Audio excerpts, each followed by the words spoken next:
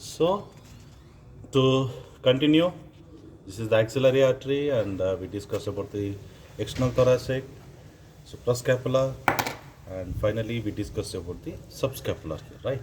Subscapular artery. So, continuation of the axillary artery in the region of the arm region, we call it as brachial artery.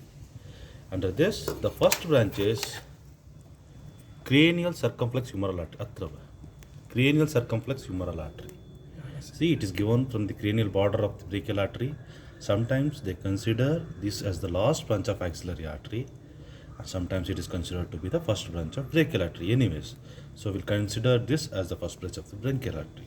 So this is the first branch, or what is known as the cranial circumflex humeral, which accompanies the proximal branch of the musculocutaneous, and finally it ends up in the biceps brachii. Okay. So coming to the next branch is deep brachial.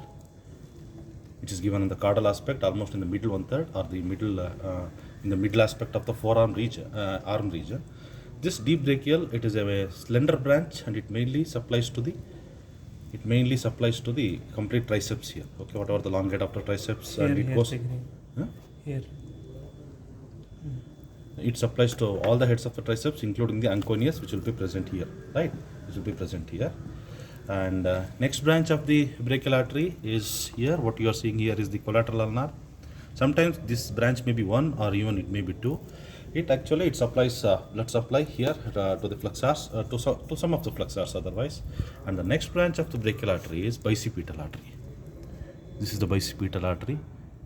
Can you able to make out? This is the bicipital artery, and you can see the distal branch of the musculocutaneous here. This is the bicipital. Finally, it ends up in the biceps brachii. Okay, you can see here the artery given out from the brachial, and finally ending up in the biceps brachii. So next branch is the transverse cubital. So this is the brachial artery here. See, I am lifting the brachial artery, and can you able to make out here the small artery? Not exactly small, it is quite big here. So this is transverse cubital.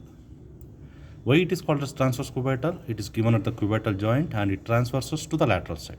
It goes to the lateral side and supplies to the extensors. It supplies to the extensors on the craniolateral aspect. And the structure, what you are seeing, this is the vein.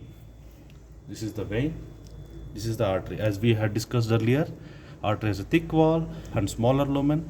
Vein has got thin wall, and it is almost looks like collapsed, and it has got a thin wall. Okay, thin wall, bigger lumen, thick wall, smaller lumen. And here is the transverse cubital here. Okay.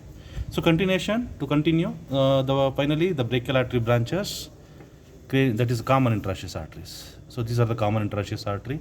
No.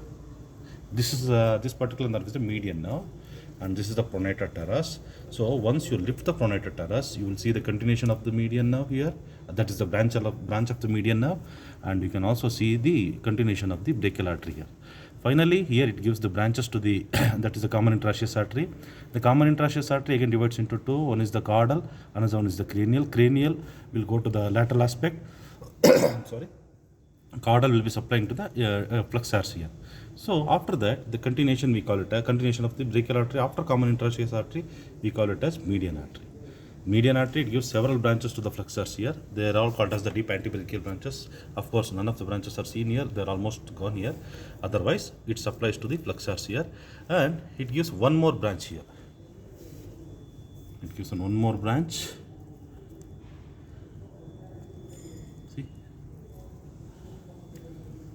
this one here. So this is the median artery. This is the continuation of the median artery here. This is another small branch given by the median artery. This current branch given by the median artery, we call it as the radial artery. Radial artery, again, it goes down, and further it supplies up to the digits that we can discuss later. And here the continuation of the median artery beyond the radial artery, they call it as ulnar artery. Otherwise, simply you can call it as a continuation of the median artery. And here in the palmar aspect, you can see only a few things can be noticed here. This is the superficial palmar arch. Okay, this is a superficial palmar arch, and whatever the distal and the proximal deep palmar arch, they are very difficult to identify. Anyways, and can you able to see the muscular structures here? These are the suspensory ligaments.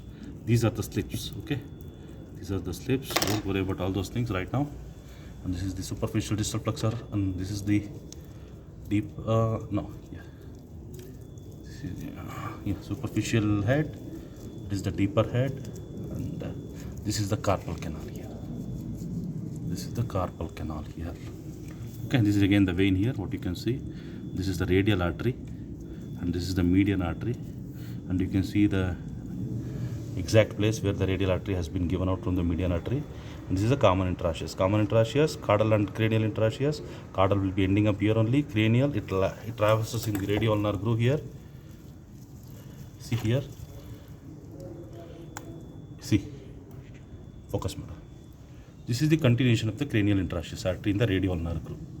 Can you able to make out the pink color here? Because since we have injected some dye into the artery, we can make out whether it is an artery or a nerve or something like that. Otherwise, it is very difficult. Still, you can make out this. This is the continuation of the common interosseous artery after giving the caudal interosseous. So, what we call it as cranial interosseous artery, which is running in the radioulnar groove here. Later it divides, that we'll discuss later. Okay.